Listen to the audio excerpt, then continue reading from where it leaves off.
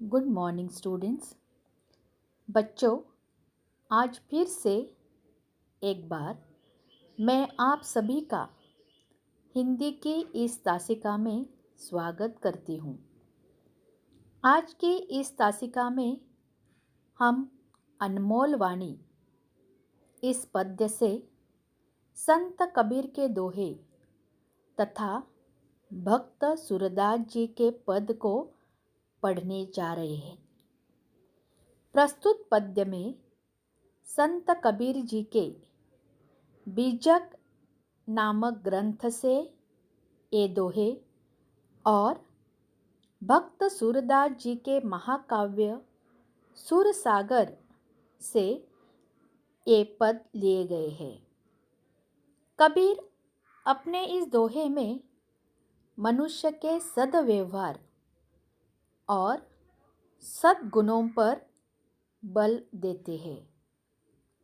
वे मनुष्य को सद्गुणों को अपनाकर आगे बढ़ने को कहते हैं तथा भक्त सूरदास ने अपने इस पद में श्री कृष्ण की बाल सुलभ लीलाओं जैसे दूध नहीं पीना, माता द्वारा चोटी बढ़ने का प्रलोभन देना, माखन रोटी न देने की शिकायत करना आदि का सुंदर वर्णन किया है।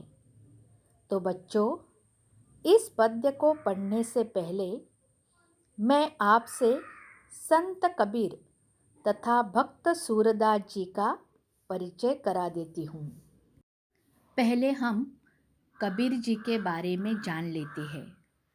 संत कबीर का जन्म लगभग 1398 उत्तर प्रदेश में हुआ और उनकी मृत्यु लगभग 1518 में उत्तर प्रदेश में हुई।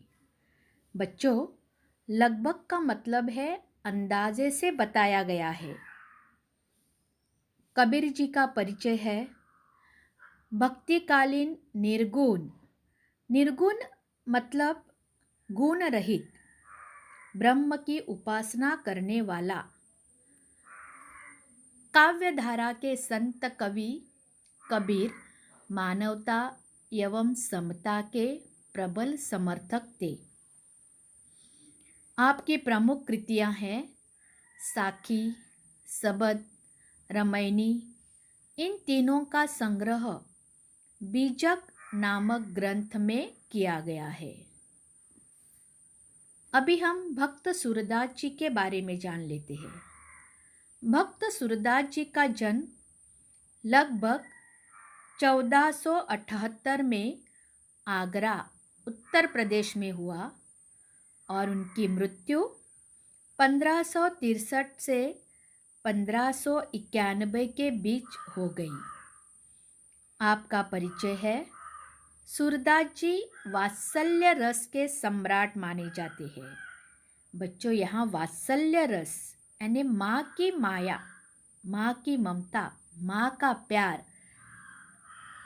आपका नाम कृष्ण भक्ति धारा को प्रभावित करने वाले कवियों में सर्वोपरि है। आपकी प्रमुख कृतियाँ हैं सुरसागर, सुरसारावली, साहित्य लहरी, नल दमयंती आदि। तो बच्चों, पहले मैं संत कबीर के दोहे पढ़ती हूँ और फिर दो दो पंक्तियों का भावार्थ बताती हूँ। आप ध्यान से सुनिए। जैसा भोजन खाइए तैसा ही मन होय, जैसा पानी पीजिए तैसी बानी होय। ऐसी बानी बोलिए मन का आपा खोय, औरन को शीतल करे आपो शीतल होय। बुरा जो देखन में चला बुरा न मिलिया कोय, जो दिल खोजा आपना मुझसा बुरा न कोय। बच्चों, भोजन मतलब आहार, खाना। तैसा इस शब्द का अर्थ है वैसा और तैसी मतलब वैसी। यहाँ बानी शब्द का अर्थ है वाणी, हमारी भाषा।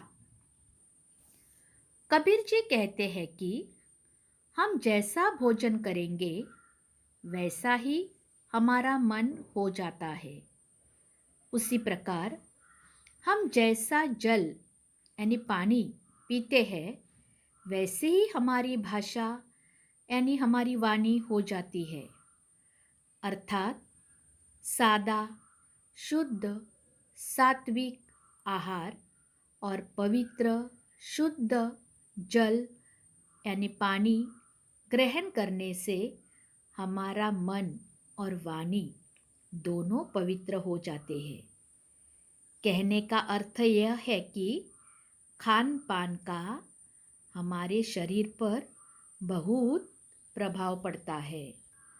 तो बच्चों, जिस प्रकार का खाना हम खाते हैं और जैसा पानी हम पीते हैं उसका असर हमारे मन पर और हमारी वाणी और हमारी भाषा पर होता है। अभी हम आगे की 2 पंक्तियां देखेंगे। ऐसी बानी बोलिए मन का आपा खोय, औरन को शीतल करे आपो शीतल होय। बच्चों, यहाँ आपा इस शब्द का अर्थ है अहंकार। औरन मतलब औरों का, दूसरों का। शीतल इस शब्द का अर्थ है ठंडा। और आपो मतलब स्वयं, खुद। तो बच्चों, संत कबीर जी कहते हैं कि हमें मान और अहंकार का त्याग करके दूसरों से ऐसी मधुर और विनम्र वाणी में बात करनी चाहिए जिससे सुनने वाले को भी प्रसन्नता हो और साथ ही साथ स्वयं को यानी अपने आप को, खुद को भी प्रसन्नता हो। मीठी बोली दूसरों को तो सुख पहुंचाती ही है, लेकिन इससे स्वयं को यानी अपने आप को, खुद को भी आनंद मिलता है। अर्थात मीठी बोली से ही दिल जीत जाते हैं। तो बच्चों, अगर हम अपने जीवन में घमंड, अहंकार को छोड़कर मधुर भाषा में बात करेंगे तो जरूर हम दूसरों का मन और दिल जीत सकते हैं। अब हम आगे की 2 पंक्तियों का भावार्थ जान लेते हैं। बुरा जो देखन मैं चला, बुरा न मिलिया कोय, जो दिल खोजा आपना, मुझसा बुरा न कोय। बच्चों, यहाँ मिलिया इस शब्द का अर्थ है मिला और कोय मतलब कोई।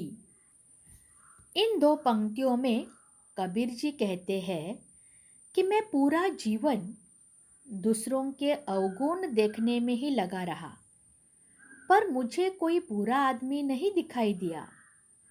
लेकिन जब मैंने आत्मविश्लेषण किया, अर्थात अपने मन में झांक कर देखा, तो पाया कि मुझसे बुरा कोई इंसान नहीं है। मैं ही सबसे बुरा और स्वार्थी हूँ। इसका मतलब है हम लोग दूसरों में बुराइयां ढूंढते रहते हैं। अगर अपने अंदर झांक कर देखें तो पाएंगे कि हम ही सबसे बुरे इंसान हैं। बच्चों, हम अपने जीवन में हमेशा दूसरों पर उंगलियां उठाते हैं। दूसरों पर उंगलियां उठाना, उनमें बुराइयां ढूंढना हमारे लिए बहुत आसान है, लेकिन हमारे दोष को स्वीकार करना बहुत मुश्किल है। कबीर जी कहते हैं कि मैं जब दूसरों की बुराइयां ढूंढने लगा तो मुझे ऐसा कोई भी बुरा आदमी नहीं दिखाई दिया, लेकिन जब मैंने अपने मन में झांक कर देखा तो मुझसे बुरा कोई नहीं था। अब हम भक्त सूरदास जी के पद का भावार्थ देखते हैं। पहले मैं पूरा पद पढ़ लेती हूँ, आप लोग ध्यान से सुनिए। मैया कबही बढ़ेगी चोटी, किती बार मोही दूध पियत भई, यह अजहू है छोटी। तू जो कहती बल्कि बेनी जो, हवे है लांबी मोटी। काचो दूध पियावत पची पची, देत न माखन रोटी। सूर श्याम चिरजीव दो भैया, हरि हलदर की जोटी।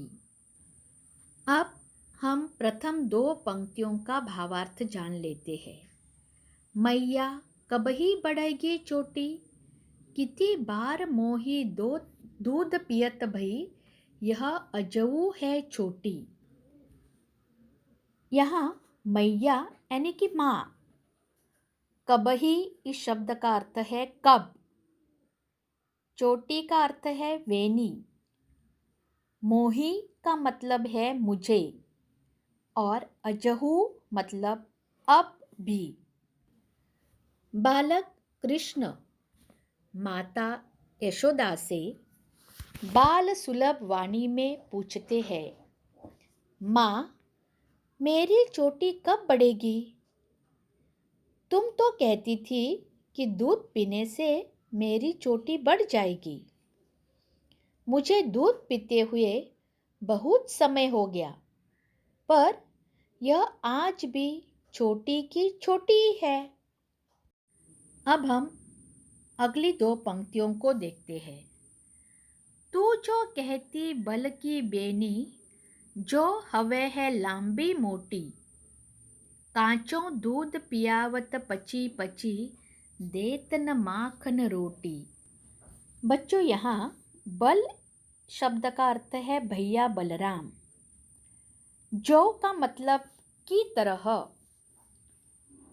हवे है मतलब हो गई है। काचो दूध इस शब्द का अर्थ है कच्चा दूध। पियावत मतलब पिलाती। पची पची इस शब्द का अर्थ है बार बार, और माखन यानी कि मक्खन। तो बालक श्री कृष्ण अपनी माता यशोदा से कहते हैं, तुम तो कह रही थी कि दूध पीने से मेरी चोटी भाई बलदाऊ की चोटी की तरह खूब लंबी और मोटी हो जाएगी, और इस बहाने से तुम मुझे बार बार कच्चा दूध पिलाती हो और मुझे मक्खन रोटी खाने को नहीं देती हो। अब हम इस पद की अंतिम पंक्ति को देखते हैं।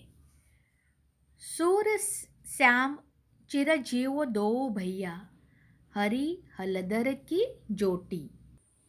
बच्चों यहाँ चिरजीव मतलब लंबी आयु, दो यानी दोनों, हलदर इस शब्द का अर्थ है बलराम, और जोटी का मतलब है जोड़ी। इस पंक्ति में भक्त सूरदास जी कहते हैं कि भगवान श्री कृष्ण और बलराम दोनों भाइयों की जोड़ी चिरजीवी हो, यानी दोनों को बहुत लंबी आयु मिले। तो बच्चों, मैं फिर से एक बार आप लोगों को अनमोल वाणी इस पद्य से संत कबीर के दोहे तथा भक्त सूरदास जी के पद का भावार्थ बताती हूँ। एक बार फिर से ध्यान से सुनिए। संत कबीर जी कहते हैं कि हम जैसा भोजन करेंगे वैसा ही हमारा मन हो जाता है। उसी प्रकार हम जैसा जल या पानी पीते हैं वैसी ही हमारी भाषा यानी वाणी हो जाती है। अर्थात सदा शुद्ध सात्विक आहार और पवित्र शुद्ध जल पीने से हमारा मन और वाणी पवित्र होते हैं। कहने का अर्थ यह है बच्चों कि खान पान का हमारे शरीर पर बहुत प्रभाव पड़ता है। हमें मान और अहंकार का त्याग करके दूसरों से ऐसी मधुर और विनम्र वाणी में बात करनी चाहिए जिससे सुनने वाले को भी प्रसन्नता हो और साथ ही साथ स्वयं को भी प्रसन्नता हो। मीठी बोली दूसरों को तो सुख पहुंचाती है, इससे स्वयं को भी आनंद होता है। अर्थात मीठी बोली से ही दिल जीत जाते हैं।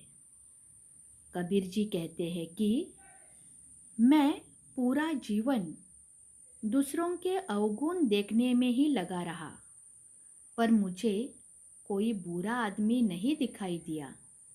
लेकिन जब मैंने आत्मविश्लेषण किया, अर्थात अपने मन में झांक कर देखा, तो पाया कि मुझसे बुरा कोई इंसान नहीं है। मैं ही सबसे बुरा और स्वार्थी हूँ। अर्थात हम लोग दूसरों में बुराइयां ढूंढते रहते हैं। अगर अपने अंदर झांक कर देखें तो पाएंगे कि हम ही सबसे बुरे इंसान हैं। अब हम सूरदास जी के पद का भावार्थ फिर से एक बार देख लेते हैं।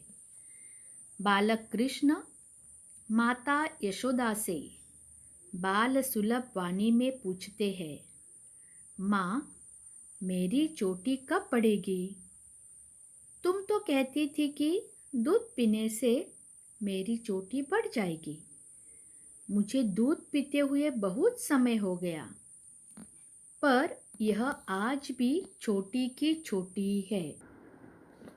तुम तो कह रही थी कि दूध पीने से मेरी चोटी भाई बलराम की चोटी की तरह खूब लंबी और मोटी हो जाएगी। इस बहाने तुम बार बार मुझे कच्चा दूध पिलाती हो और मुझे मक्खन रोटी खाने को नहीं देती हो।